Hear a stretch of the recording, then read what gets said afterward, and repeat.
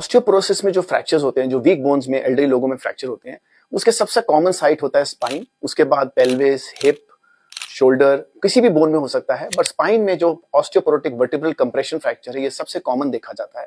Usually patient has a small fall, और कई बार बिना फॉल के भी पेशेंट के अपने वेट से भी ये स्पाइन कंप्रेस हो जाती है।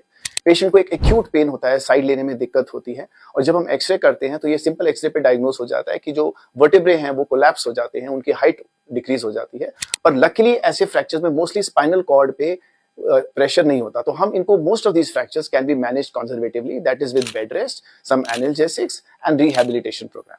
पर कई बार ये बहुत ज्यादा पेनफुल होता है, 2 to 3 वीक्स में भी पेन नहीं जा रहा होता, तो हम एक स्मॉल मिनिमल इन्वेसिव प्रोसीजर करते हैं जिसे हम वर्टिब्रोप्लास्टी कहते हैं, जिसमें हम कुछ सीमेंट डालते हैं वर्टिब्रल हाइट, ताकि उसकी हाइट भी वर्टिब्रल की ऊपर हो जाए, पेन कम हो जाए और स्टेबिलिटी भी आ जाए।